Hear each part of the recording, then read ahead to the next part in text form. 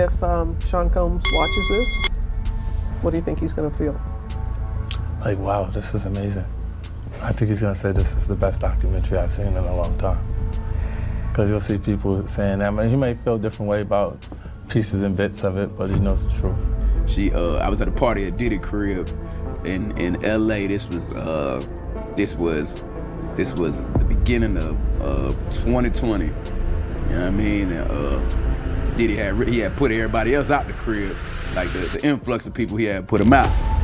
But he had took a liking to me in particular around the time, man. It was really, you know what I mean, like putting his arm around me. Right. So he had put majority of the people out, but he allowed me to stay in there. Mm-hmm. Me and maybe about 15 others. You know, right. Jay-Z and Beyonce being, two of the other 15 people in the room. So that'll just put into perspective of the type of company I was in. Right.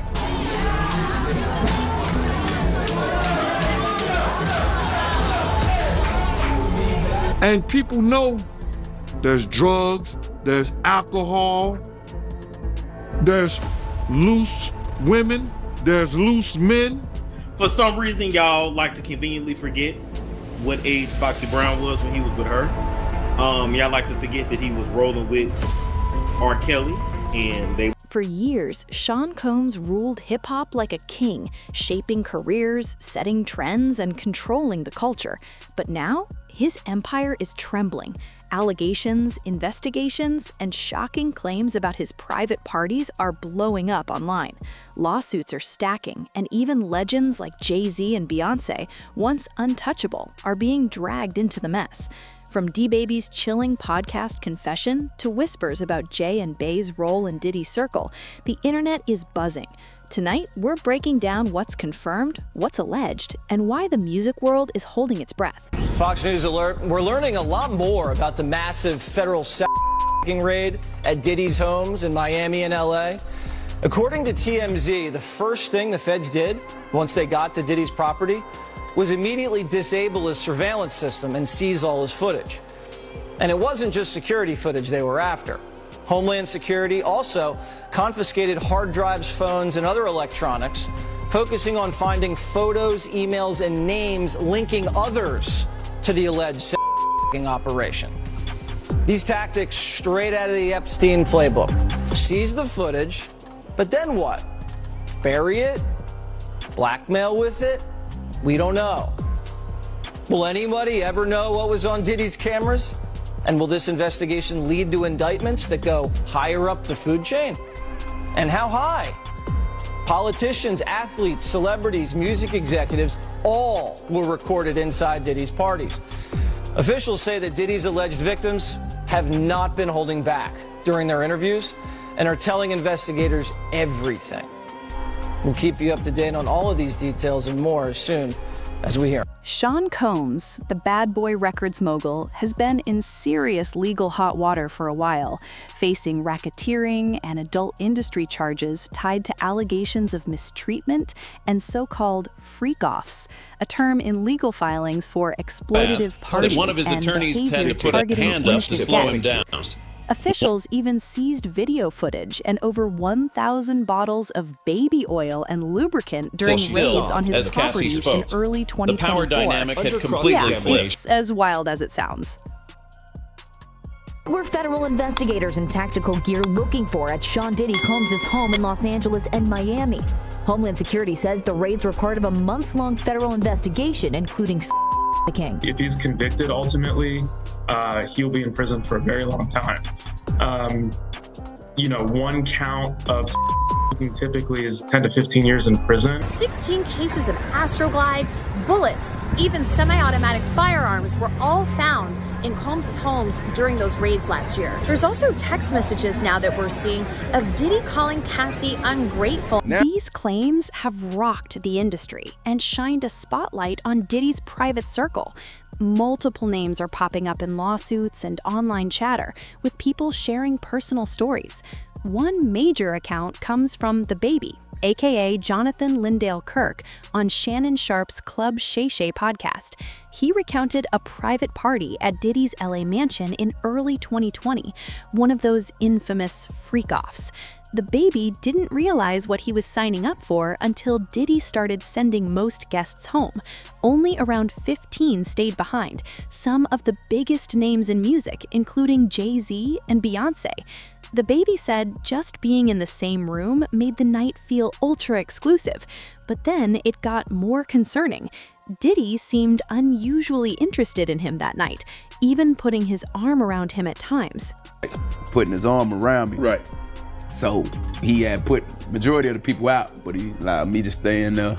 Me and, maybe about 15 others, Right. Jay-Z and Beyonce being, two of the other 15 people in the room. So that'll just put into perspective of the type of company I was in at the moment, And she came over and introduced herself to me like as if she had to. Right. Beyonce, cut it out. But I'm a big fan of your work, what I'm saying? Whoop de whoop, and that was just dope. That was dope as hell to me, man. That was dope. That was super dope. What's some of the best cities that you toured in?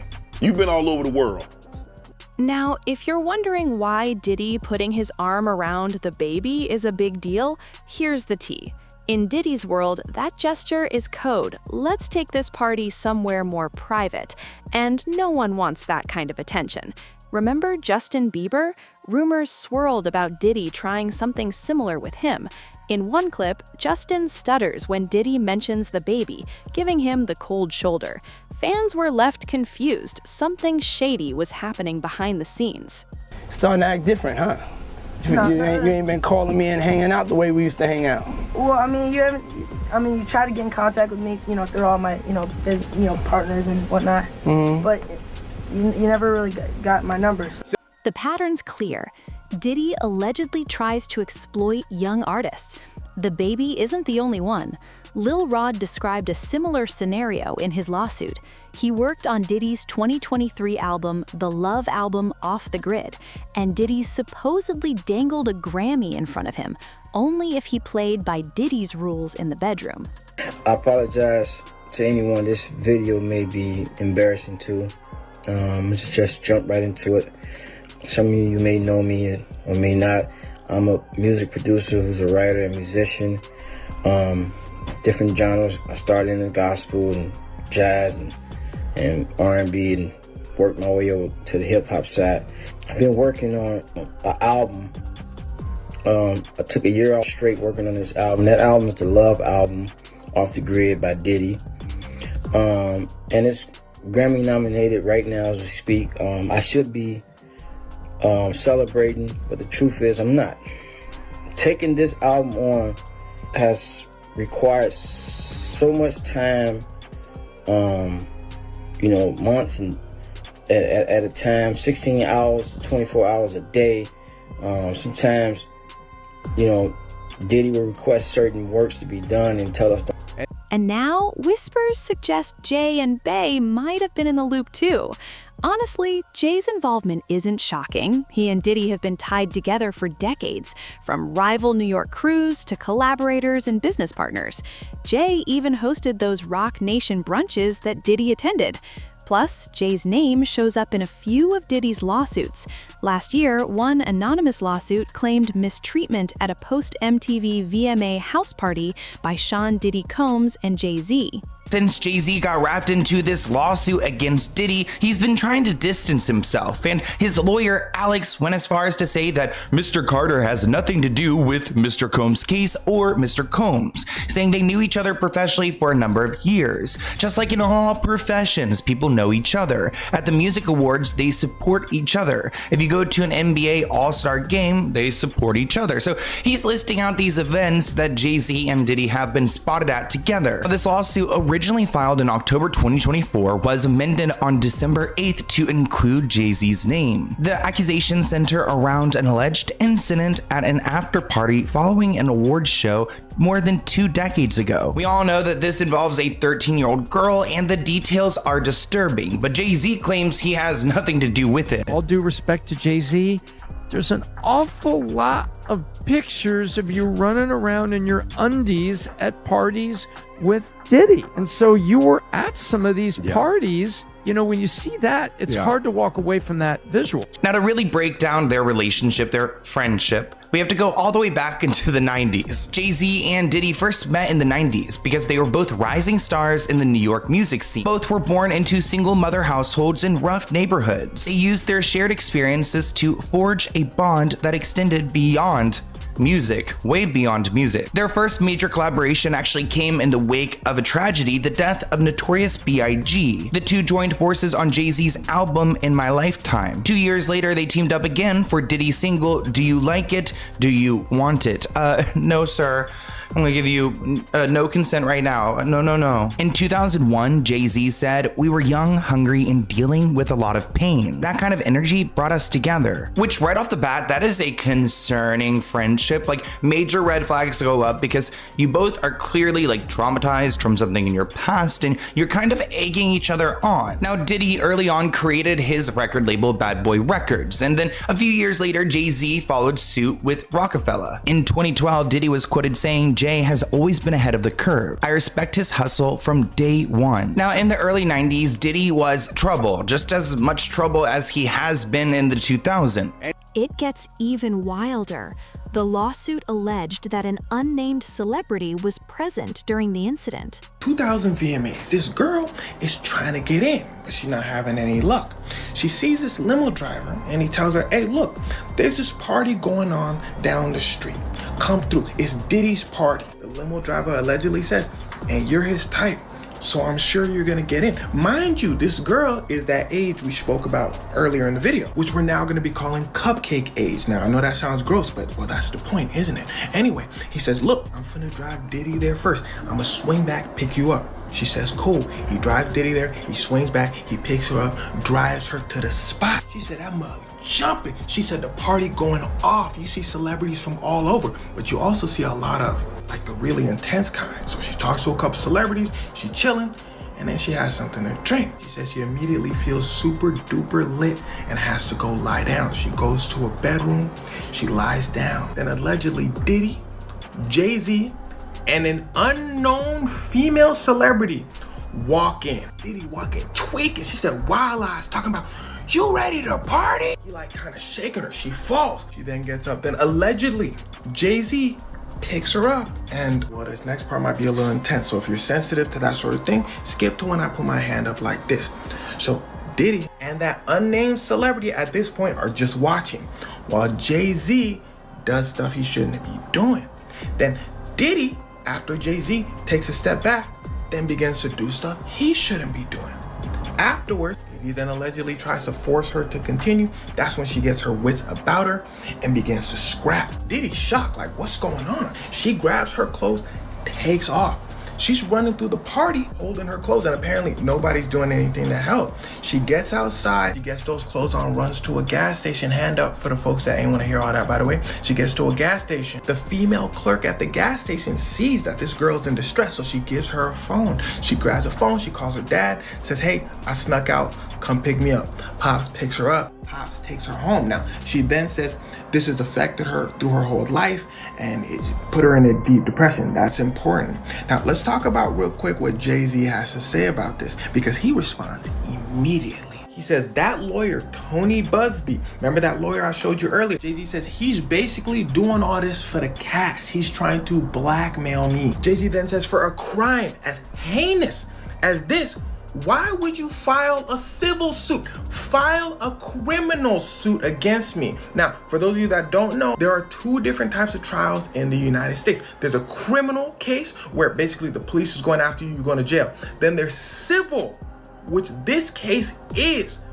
You're not going to jail, but you more often than not have to pay somebody money for damages. Now, Jane Doe never dropped the female celeb's name. But with Jay in the room, fans immediately assumed it was Beyoncé. Unfortunately, the victim never got to tell her full story. Jay and Bey reportedly used the full force of the legal system to make her remove Diddy's name from the lawsuit. Threats allegedly extended to her lawyer, Tony Busby, too.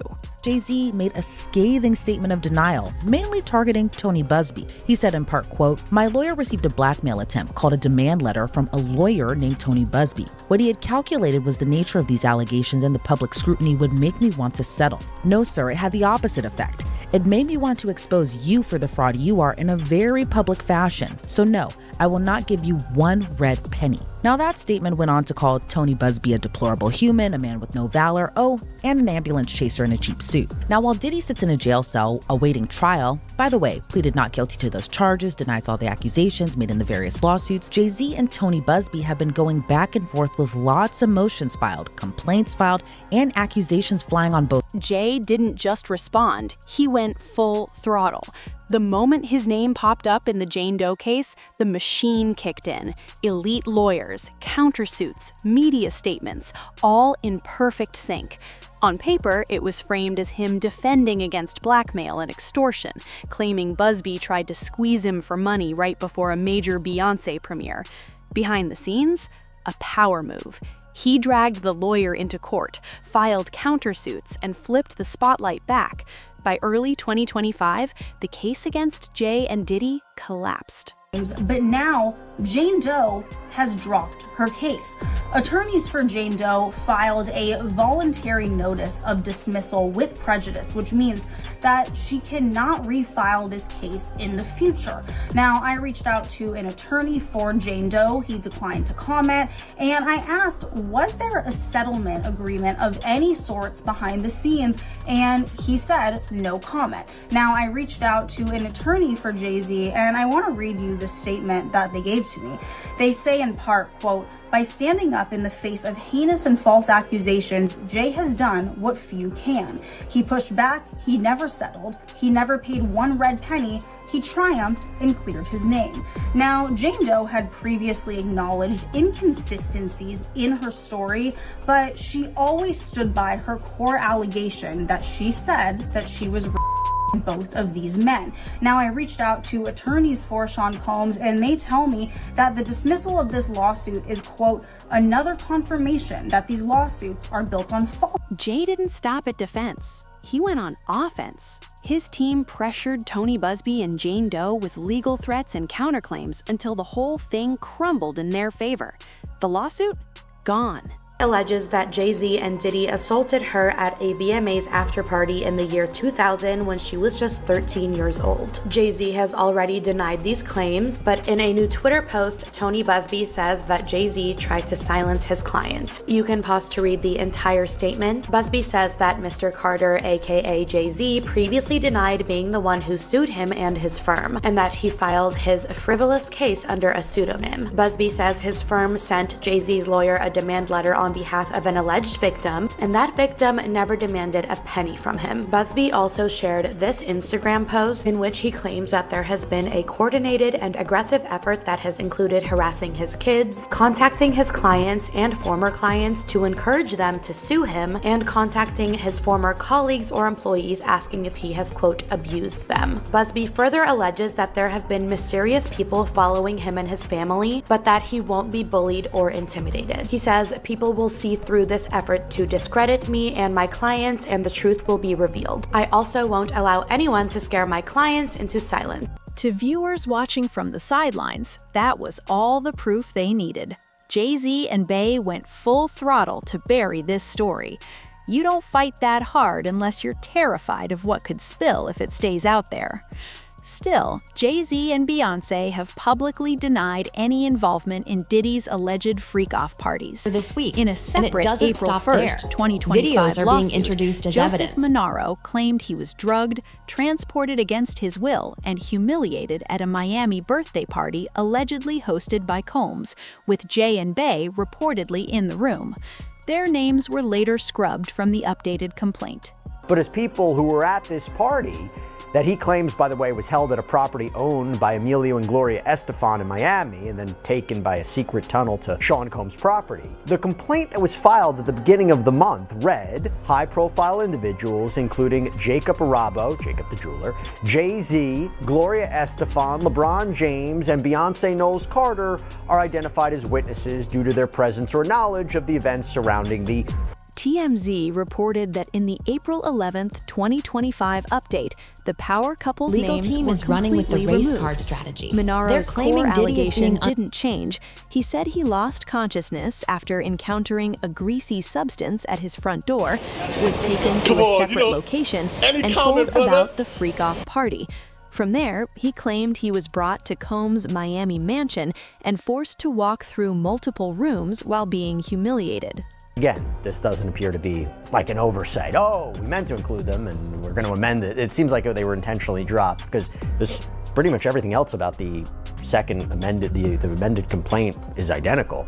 It makes me wonder, does that show a weakness in this case? Does it show a weakness in the accuser's account?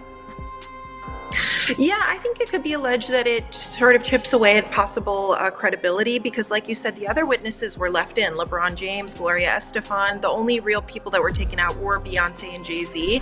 It sort of reminds me, again, coming back to that Jane Doe lawsuit when she had mentioned that a member of the band Good Charlotte was a witness to this alleged incident. And then it later came out a representative for the member of the band said, actually, no, he wasn't even in the state at the time. He was on tour with his band in a completely different state. So even though he was initially referenced as a witness, in the public eye, that sort of chipped away at the alleged victim's credibility. And I think it could be argued the same is being done here. You know, if you are throwing out these names and it later is revealed that they weren't there, I don't know if it necessarily negates every single claim that he's making, but it could pose some challenge to his Jay-Z's legal credibility. team quickly dismissed the claims.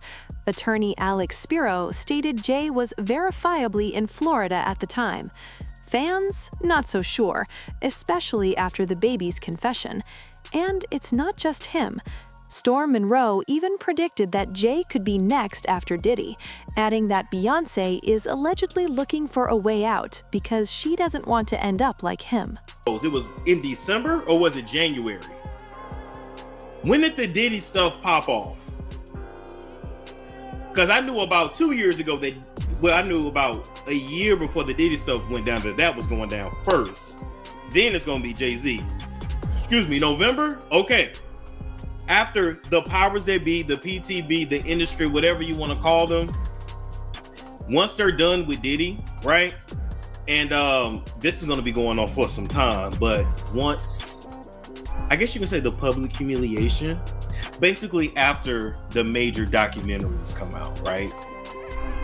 After they are done with Diddy, Jay-Z is up next to be exposed, right? Jay-Z, over the course of his career, and I have to still say allegedly, has done things and allegedly participated in a lot of things that the public would not be happy to know. For some reason, y'all like to conveniently forget what age Foxy Brown was when he was with her. Y'all like to forget that he was rolling with R. Kelly and they was doing a lot of things together. Y'all like to forget a lot of that, right?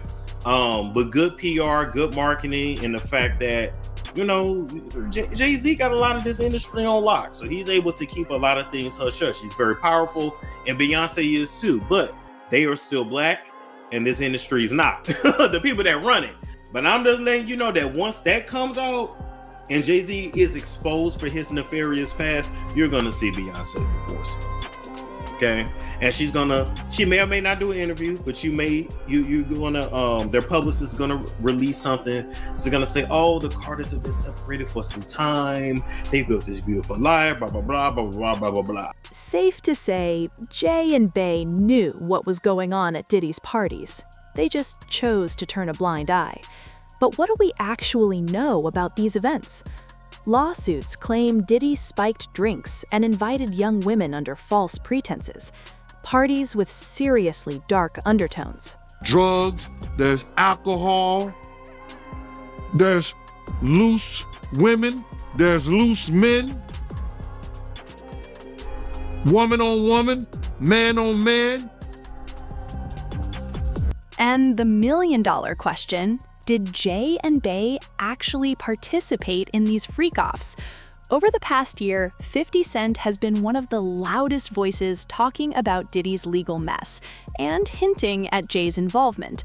Through social media and interviews, he's trolled Combs relentlessly, blending jokes with serious critiques. He even went viral joking about the thousands of baby oil bottles allegedly tied to Diddy. I am going to let you professionals look at the situation and come back to me with a solution. No matter what nobody said. Let's just here and there, y'all are not working together the right way. We're losing. The footage is part of a new, highly anticipated docuseries by director Alex Stapleton and rapper and executive producer Curtis 50 Cent Jackson, titled Sean Combs: The Reckoning. Curtis, Alex, thank you so much for the time right now. I'm looking forward to talking about this, and this is something that a lot of people have been talking about for some time now. Alex, let me begin with you. The docuseries is entitled Sean Combs: The Reckoning. How is this one different from the others that have been out there? Well, you know, I think that the biggest marker of what makes this film or this series different is how much time we took into putting into the making of the film, doing our due diligence to get the right voices, you know, to the table, and 50 Cent didn't stop at jokes. He produced a full-blown Netflix documentary, Sean Combs: The Reckoning, premiered December 2nd, 2025. The 4-part series is from 50's Gun Film and Television, directed by Alexandria Stapleton. It promises explosive, never-before-seen footage and testimonies straight from Combs' inner circle. The doc dives into Combs' rise as a music titan, the federal raids, and his criminal trial in 2024-2025, showing both the empire he built and the darker underworld beneath it. This story has outgrown gossip. It's bigger than headlines or any single celeb. What started as whispers about Diddy's private parties has spiraled into a full-blown chain reaction. DaBaby's confession reopened questions. Who else was in those rooms? Who stayed silent? And who profited from looking the other way? With Jay and Beyonce repeatedly named and then legally removed, fans are left with more questions than answers. Throw 50 Cent's documentary into the mix, and it's clear, this story is far from over. How long can the truth really stay hidden? If you liked this video, hit subscribe so you don't miss future updates. And until next time, fam, keep it real.